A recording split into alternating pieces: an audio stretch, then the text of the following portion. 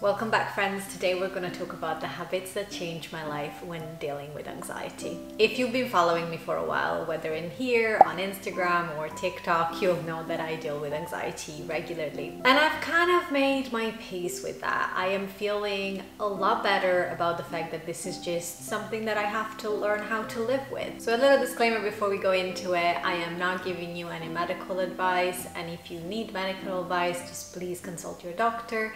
But today I wanted to share some of the habits that I'm very proud to have managed to integrate in my routine that I do think really help me to manage my anxiety. The first thing that I want to mention is practicing gratitude. Now, the thing that you're going to think about immediately is, oh my goodness, she's going to talk about journaling and writing down things that she's grateful for. And yes, I will. And it's something that I have found out helped me when I was at my lowest. Last year, I had a really bad episode of depression, and obviously with that came a massive wave of anxiety that was sadly exasperated by the fact that I then went on to lose my job and lose my home all in the space of a month. And I genuinely am not kidding you when I tell you that if I hadn't been grounding myself and practicing gratitude for the little things that I had every day, my anxiety would have probably spiraled. Especially when we're going through hard times, it can be very, very difficult to find little joys and things that we feel grateful for, but there's always something. Some days for me it was literally just a cup of tea or a hot shower or a good night's sleep. And all of these did for me was making me aware of the fact that no matter what was going on in my life, no matter how much my anxiety was trying to make me think about the absolute worst that could happen,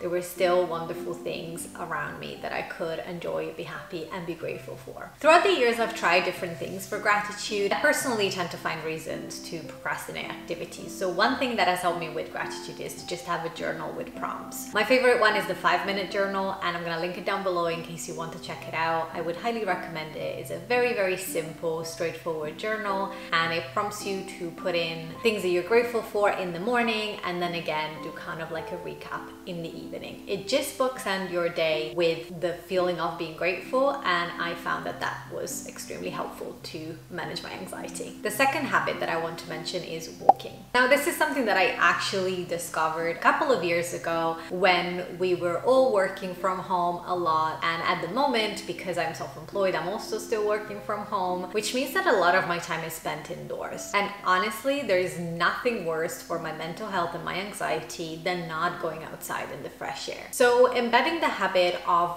walking as much as possible, but also at least like once a day, has really helped me. I live in the UK and the weather, it's really not it, to be honest. So a lot of the time I can't actually take a nice stroll. Recently we were living by the sea, and generally I risked flying away with the wind a couple of times. But what I try to do in those kind of situations is to either spend a little bit of time in the balcony, or if you have access to a gym, just go to your local gym and hop on a treadmill. It's super important to get your body moving and to change your environment and to kind of like leave the place where anxiety festers. And for me, at the moment, is my home sometimes because I work here a lot, but before it used to be my corporate job. So try to embed the habit of going somewhere, going outside, moving your body, because that will really, really help you to get out of your own head. The third habit is one of the most difficult ones to maintain, in my opinion, and I do feel like all of these habits are things that I have to work at every single day, but it is really worth it, and that is nourishing my body the right way. Now, I'm not talking about calorie counting, dieting, or anything like that, but I am talking about being intentional and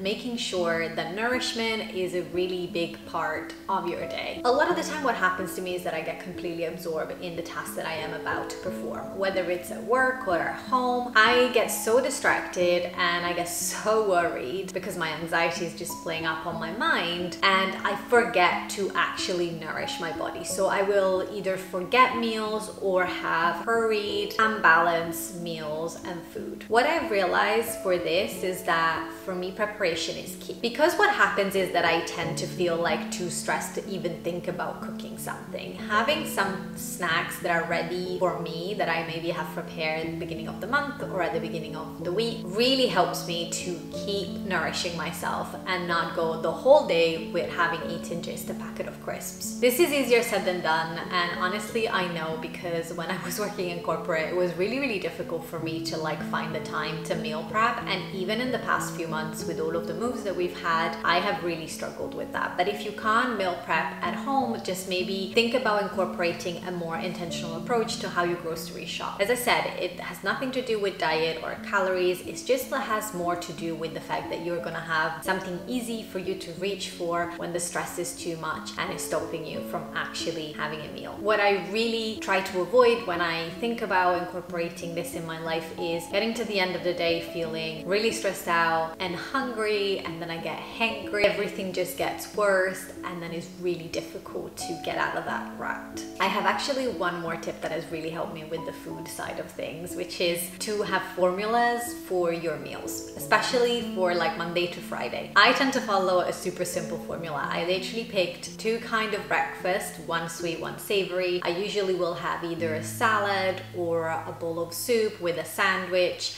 And then the dinner is the place where I can get a bit more creative. I have dinner with my partner normally, so it's like two brains instead of just one. What that does is just like helps me to think, okay, well, I need to eat, I am hungry. I don't get overwhelmed with like a massive choice of things or lots of different options. I just think, right, I'm just gonna reach for either a bowl of porridge or some scrambled eggs. And I don't know if this is gonna help you, but I hope is something that can like spark an idea for how you can create a system to make sure that you are nourishing yourself and taking care of your body. On the same lines of the nourishment, there is something that is probably gonna turn off a lot of you, and this is to eliminate caffeine from your life. I know, I love my coffee. I'm Italian, and this was a hard one. For me, it happened accidentally. My partner was actually drinking a lot of coffee when working from home and realized that that was really increasing his anxiety. And as somebody who suffers from anxiety on a daily, I realized that I was also drinking quite a lot of coffee, and that was probably also not helping me. So we phased out our caffeine intake, and now I rarely have any actual caffeine. It still happens, but I try to avoid it, and I drink decaf coffee. And I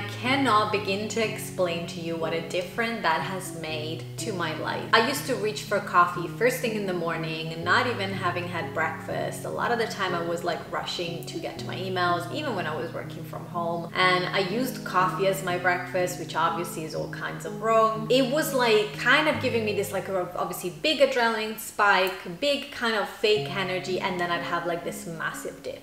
And so I'd reach for another coffee, and so on and so forth for the whole day. So for me, eliminating caffeine from my diet was the simplest, easiest, and most effective way to reduce my anxiety level on a day-to-day basis. I truly think that it's all about finding the right decaf coffee and the right coffee combination for you. I love having my black coffee in the morning. I have an Americano with collagen, and sometimes I use like a creamer collagen, and it's great because then I can get like the health benefit of the collagen and also have a bit more of a treat with my coffee. Find a signature coffee that you love and try and recreate it decaf and see how you get on. There will be obviously a couple of days of struggle, but I think caffeine is probably one of those things that is the quickest to get out of our systems, and so you'll see the benefits pretty quickly. The next habit is something that I couldn't not mention, and it's to look at your reading schedule and modify it to help you have a more intentional day. This is by no means something that I do every day, but it's just something that it's on my routine menu, if you like, to make sure that I have a more intentional start and end to the day. I'm a mood reader and I read multiple books in one go, but a habit that has really helped me to reduce my anxiety was basically to replace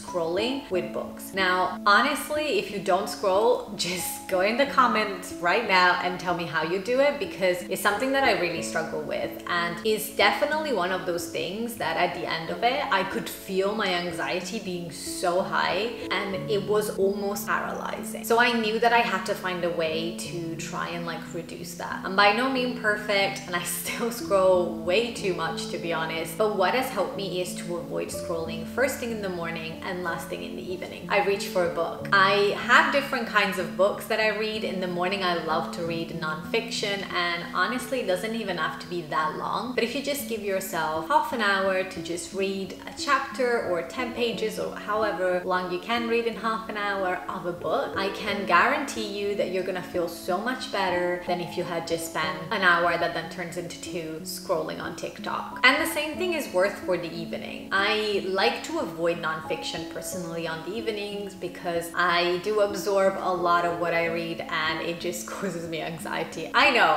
I mean, this is a video about how to deal with anxiety, so here you go. I literally anything gives me anxiety. So I usually choose a fiction book because it's kind of escapism for me and like thinking about something different, and I love fantasy, so that's usually what I lean towards. And I have made it into a bit of a ritual. So I will have my book by my bedside table, and usually I reach for a nice cup of tea or some kind of hot drink before I go to bed, and a square of chocolate as my little treat. And it's just a little moment. And I feel like I kind of unintentionally saved the best for last. This is for anyone who has a period every month. My heart goes out to you because it's really, really, really hard. Your period and your menstrual cycle really impacts your mood and your mental health. And honestly, I have not cracked the code on this, but something that I have been implementing for a while and a habit that I feel like has helped me to improve my relationship with my mental health throughout the month has been to cycle sync. I'm still learning a lot about this, so I'm not gonna try and give you any advice on it, but let me know if you want me to talk about it a little bit more and I can tell you what has worked for me. But generally speaking, I feel like paying attention to where I am in my cycle to understand what is going on in my head has been extremely useful to manage my anxiety levels. A lot of the time what happens is I get anxious about stuff that I don't understand or things that I am worried about. So if I can find a way to rationalize those thoughts, it really helps. What I've noticed is very simply that a few weeks before my period, usually just 1 week before my period, I'll feel a lot more sensitive and a lot more anxious. I track it on my phone, and sometimes I just check in to see where is this anxiety coming from? Is this something that is actually real? Because the thing is, anxiety is not all bad. Everyone has it, and I think what I sometimes forget is that it's there to help me and to protect me. However, what I don't want it to do is to stop me from having a good life. And I know that sometimes my anxiety gets so out of hand and is so